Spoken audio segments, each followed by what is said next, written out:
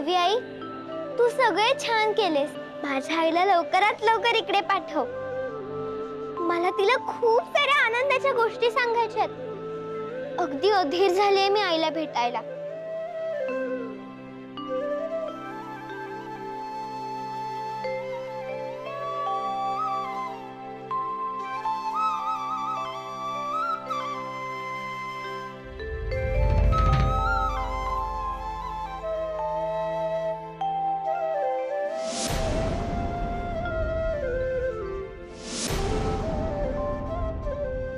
आज घंटा का नाही वाजली? आपण निघूया. नेहमीप्रमाणे आपण निघाल्यावर वाजेल घंटा.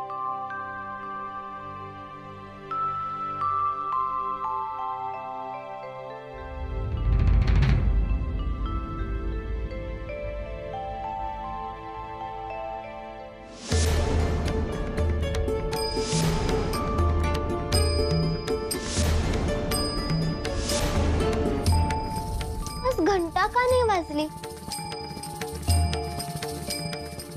देवी आई, माझे काही चुकले का?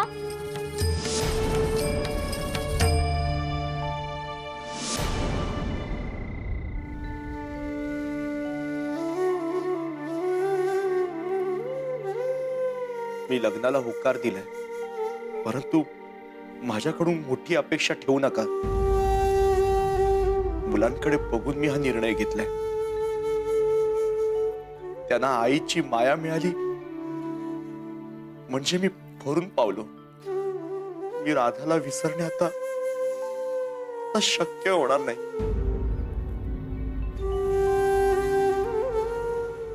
ती या जगात नाहीये हे सत्य मी अद्याप पचवू शकलो नाहीये. मुलांना राधाबद्दल कळवलं नाही. त्यांच्यासाठी तर आभाळच फाटणार आहे. तिचे साधे शेवटचे दर्शनही झाले नाहीत त्याला.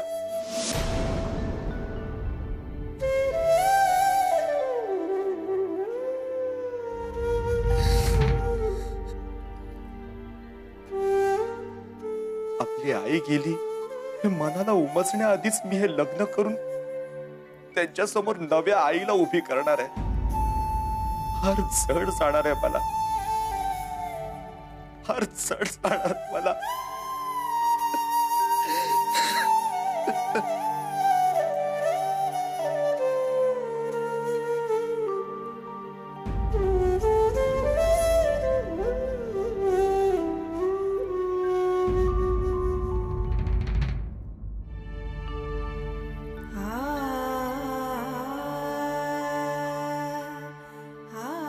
आज देवळात घंटा का नाही वाजली? आई बरी असेल ना? नाना आईला जवळ घेतील, तिच्यावर माया करतील, एवढंच हवंय आईला. आणखीन काही नको. तसे प्रत्यक्षात झाले तर किती बरे होईल.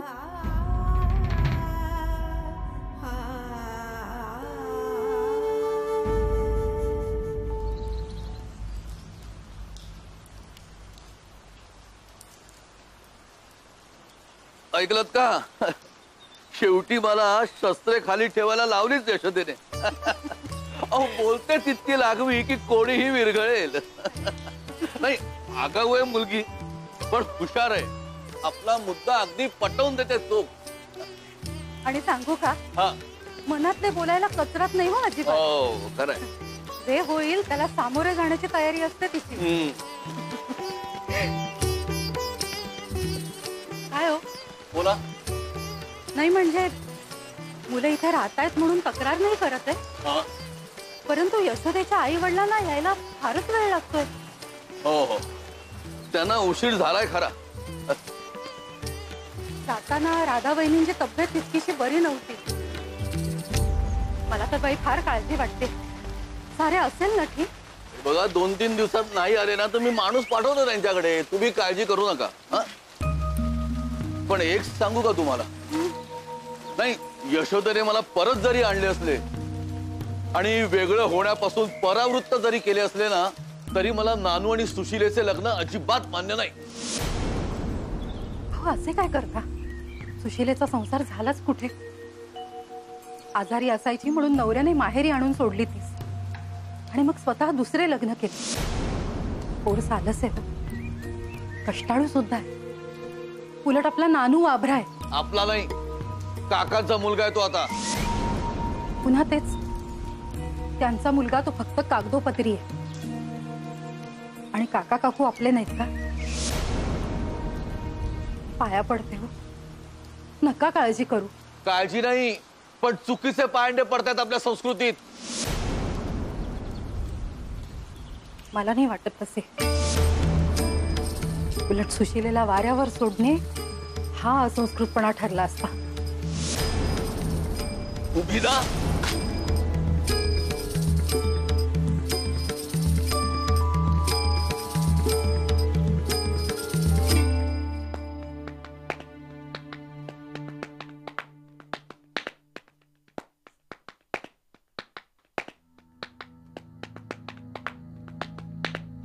गप्पा बसा. सगळेच मुसळकेरात गेले. चांगल्या वाटण्या झाल्या होत्या आपसुक. अहो आपले वजन वाढले असते मामांजी आणि सासूबाईंकडे. जर नारायण भाऊजी आणि त्या सुलोचनेची ब्याद आपोआप बाजूला गेली असती तर. पण त्या मूर्ख बयोने तुमच्या भावाला समजावून घरी आणले.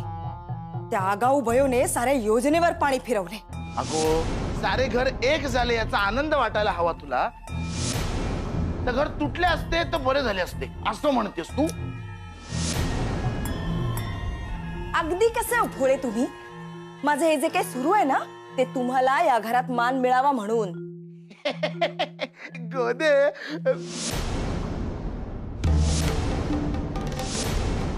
हे काय आहे?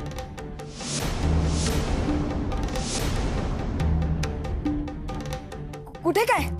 काही नाही. कसली फळ आहे ती? अहो काही नाही. कुठे काय? काही नाही. मग इथं काय करत होती?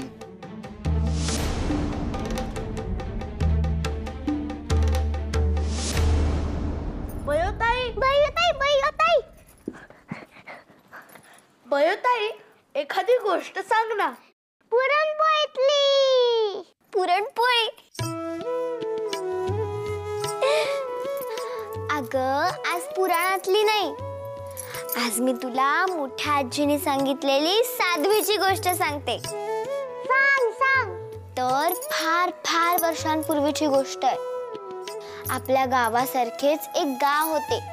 त्या गावात विविध स्वभावांची विविध माणसे राहत होती. पण त्यांच्यात एकोपा नव्हता. सारीच माणसे सतत एकमेकांची गुणीधुणी करत असत, तंटे करीत असत. एके दिवशी काही लोकांनी एका साध्वीला एका झाडाखाली ध्यानमग्न अवस्थेत पाहिले. आणि एक साध्वी गावात आल्याची वार्ता वाऱ्यासारखी पंचक्रोशीत पसरली. गावोगावचे लहान थोर साध्वीच्या दर्शनाला येऊ लागले. आपल्या समस्या साध्वी समोर मांडू लागले. साध्वी न थकता प्रत्येकाला विनम्रपणे काही सूचना देत प्रत्येकाला प्रचिती येऊ लागली. परिणामी गावातले लोक एकमेकांशी प्रेमाने वागू लागले. म्हणजे भांडण संपलंय. हो, पण त्याच गावात एक तापट वृत्तीचा गृहस्थ राहत होता. एके दिवशी तो तापट गृहस्थ साध्वी समोर जाऊन उभा ठाकला.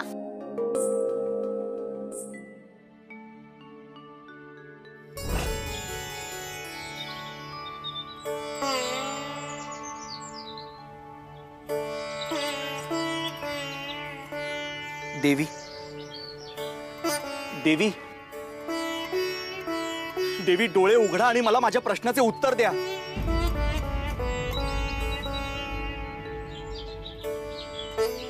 बोल बालका, असा कुठला प्रश्न तुला सतावतोय की आमची समाधी तुला भंग करावीशी वाटली? देवी मला सांगा, इतके लोक तुमच्याकडे आपापले समस्या घेऊन येतात, त्यावर तुम्ही अत्यंत शांतपणे उपाय सांगता. हा संयम, ही शांती तुम्ही कशी हस्तगत केली? कारण उभ्या जन्मात मला अशी शांती लाभली नाही. तुम्ही ही सिद्धी कशी प्राप्त केली? देवी, देवी, मला ही सिद्धी हवी आहे तुमच्याकडून. मला ही सिद्धी कशी प्राप्त झाली हा प्रश्न यावेळी तरी गौण आहे. कारण यावेळी मला तुझ्या बाबतीतली एक महत्वाची गोष्ट जाणवतीये. कोणती गोष्ट? देवी लवकर सांगा, तुम्हाला काय जाणवलंय माझ्या बाबतीत? शांत बालका, शांत. मन स्थिर करून ऐक.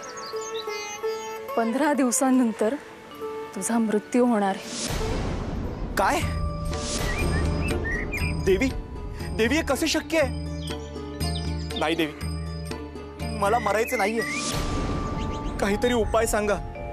उपाय काही नाही, हे तुझे प्राक्तन आहे. तुझ्या हातात 15 दिवस शिल्लक आहे. ही काळ्या दगडावरची रेघ आहे. आता हे 15 दिवस चिडचिड करत घालवायचे की चांगल्या वर्तणुकीने घालवायचे हे तुझे तू ठरव. मग काय झाले? मग साध्वीच्या सांगण्याने त्या तापट गृहस्थाच्या पायाखालची जमीनच सरकली. त्याच्या डोक्यात तिने सांगितलेल्या गोष्टी थैमान मांडू लागल्या. त्याच्या मनात आले की आजवर आपण लोकांशी तापटपणे वागून पाप जमा केले आहे. पण आजवर जे काही वागलो ते मी बदलू शकत नाही. आता माझ्या हाती फक्त 15 दिवस आहेत. मी माझ्या वागण्याने इतरांना संतुष्ट करण्याचा प्रयत्न करेन. माझ्या वागण्या बोलण्यातून कोणी दुखावलं जाणार नाही याची मी नक्की काळजी घेईन. त्या दिवसापासून त्या तापट गृहस्थामध्ये खूप बदल झाला. तो ज्याच्या त्याच्याशी नीट वागू लागला. त्याच्यात झालेल्या बदलामुळे त्याला स्वतःलाही मनशांती लाभू लागली. पण बयोताई, तो माणूस 15 दिवसांनी देवाघरी जाणार होता ना? तीच तर गंमत आहे. 16व्या दिवशी जेव्हा तो झोपेतून जागा झाला तेव्हा आपण जिवंत आहोत याचा त्याला फार आनंद झाला आणि आश्चर्य वाटले. तो धावत साध्वी समोर जाऊन उभा राहिला.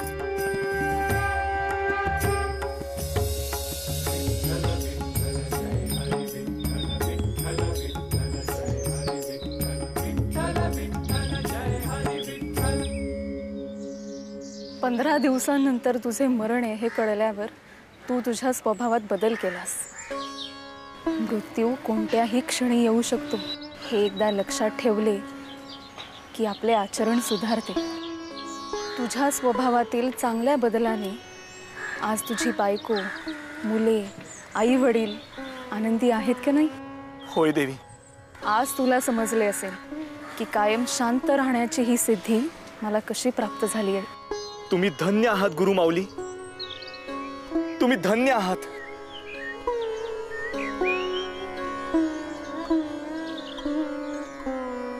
कशी वाटली गोष्ट? या गोष्टीत मला साध्वीच्या रूपात आई दिसली आणि तो तापट माणूस म्हणजे आपले नाना होते. काय? मग नानांनी आईची क्षमा मागितली? हो, नानांनी आईची क्षमा मागितली. नवऱ्याचे चुकले असेल आणि त्यांनी मनापासून आपल्या बायकोची क्षमा मागितली.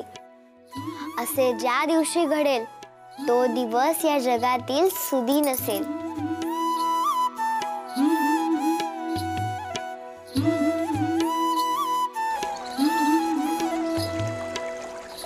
काय बाई कैसे वेड लागले, काय नीट घास भांडी.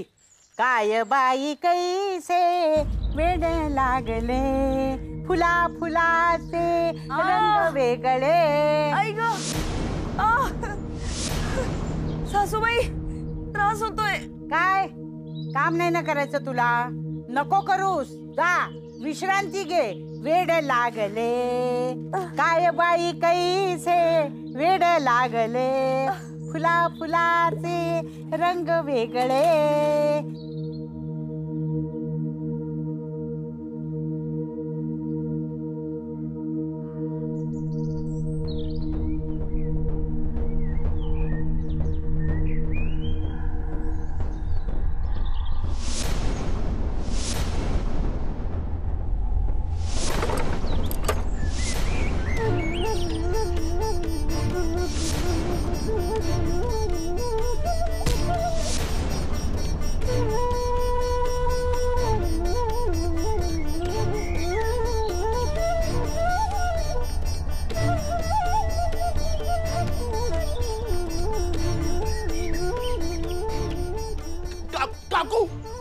बघतेस काय तिला त्रास होतोय गोद्याला गोदे उठ गोदे गोदे नाही रे काही झालेलं नाही तिला नेहमीची नाटकं आहेत तिची अरे 2दा तिनं हे नाटक केलंय मी धावाधाव केली वैद्यभावानं घेऊन आले म्हणाले काही झालेलं नाही तिला तिनं मात्र निवांतपणे विश्रांती घेतली काम मात्र मी करते वेड लागले गोदे काकू अगं काकू ती बेशुद्ध पडले काकू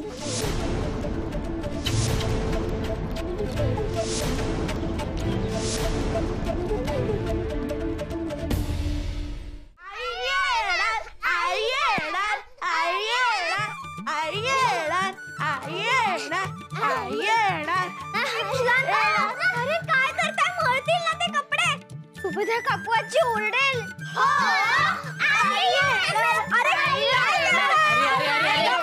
काय करताय इकडे आण इकडे आणा ते कपडे काय करताय कपड्यांचं झाले संपला वनवास तुमचा माझा मिलीचा मात्र सुरू होणार येतायत तुझी आई आणि नारायण येतायत पण असू दे राधा आली की मी सुटेन तुमच्या सगळ्यांच्या जबाबदारीतून तिची तब्येत कशी असेल देव जाणे ती आल्यानंतर तिला त्रास द्यायचा नाही हा सांगून ठेवते हो चला आपण कपड्याच्या घरा घालूया हे घे हे घे सकू हे घे मी नाही घरा करणार मी आजीचे मुके घेणार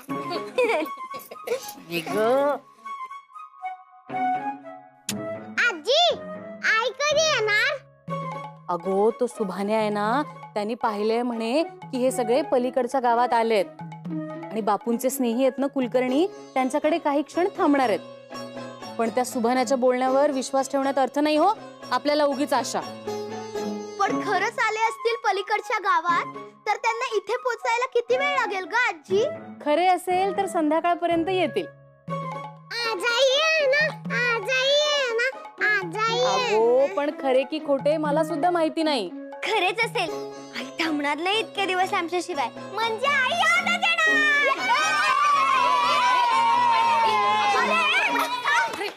अरे अरे अरे सकू सकू सकू थांब सकू सकू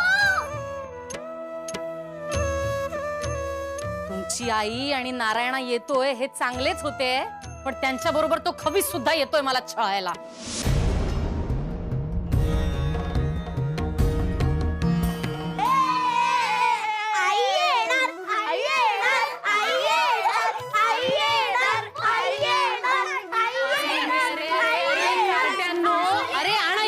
धुतलेले कपडे ते आणा इकडे अरे स्वच्छ कपड्यांचे काय केले ते आणा इकडे आण